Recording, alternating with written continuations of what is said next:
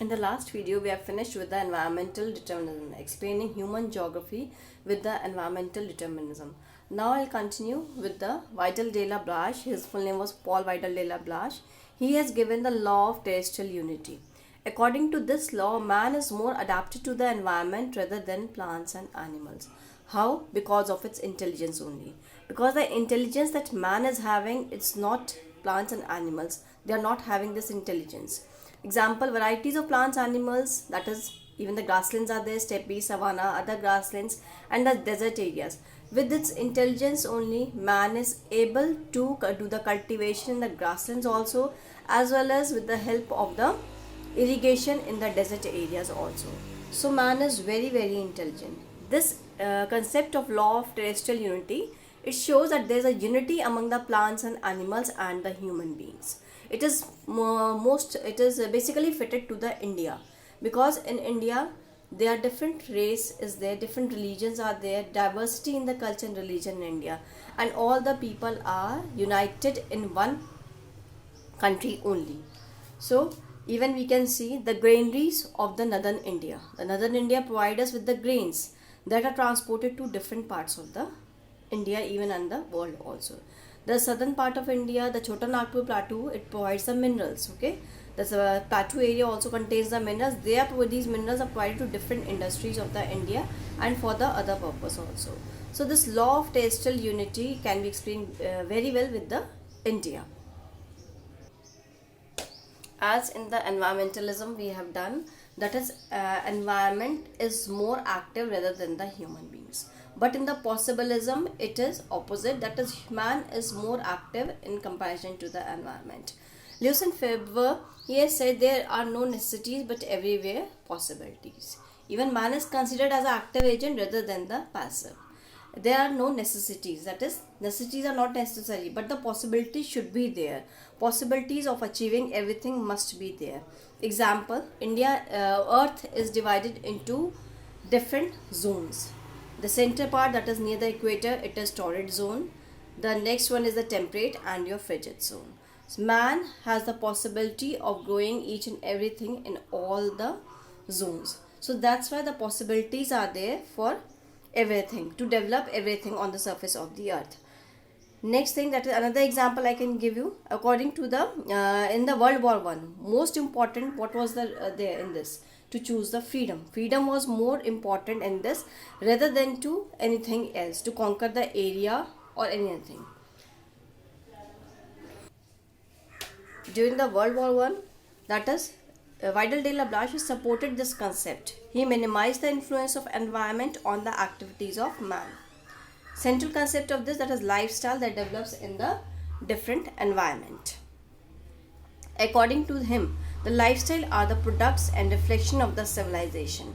That is, whatever the changes we are taking place, development we are doing in the past or further we will be doing, it is all due to the changing lifestyle of the human beings only. Man is developing, man is changing himself according to his own requirement.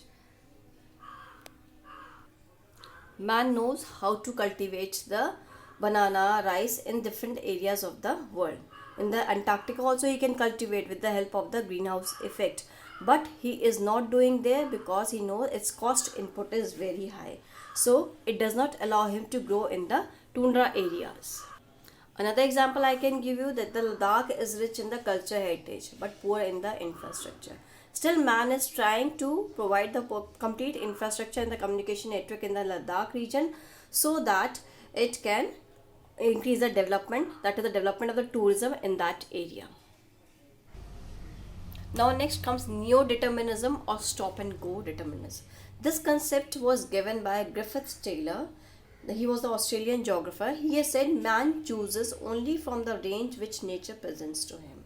This is there, that is, nature is giving something to the man and he chooses from that only, because in the long run nature can stop him from the further taking out of the resources also, because people might attempt whatever they wish with regard to environment, but in the long term nature's plan would ensure That environment won the battle and forced a compromise out of its human occupants.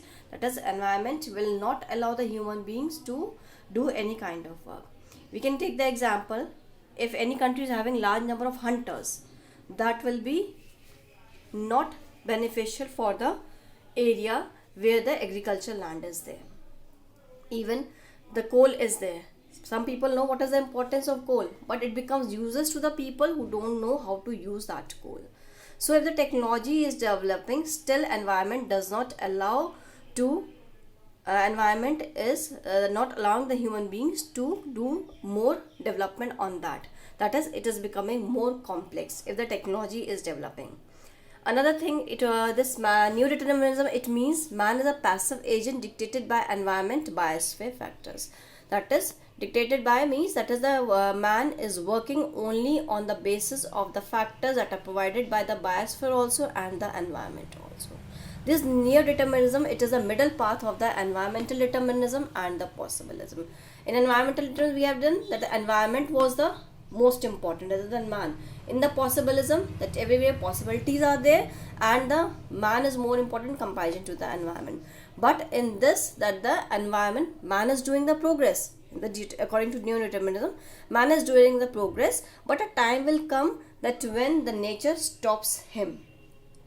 Another example, that is, man can make the shelter belts, but he can't stop the flow of the wind or the flow of the rain.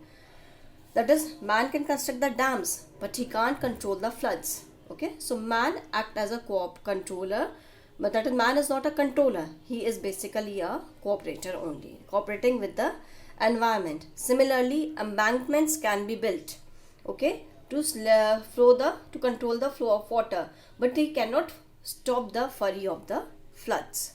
So this is all in the nature of the human geography. Human geography is studied on the basis of all these things. That is, you can study on the basis of all the environmental determinism, possibilism, and that is your neo-determinism.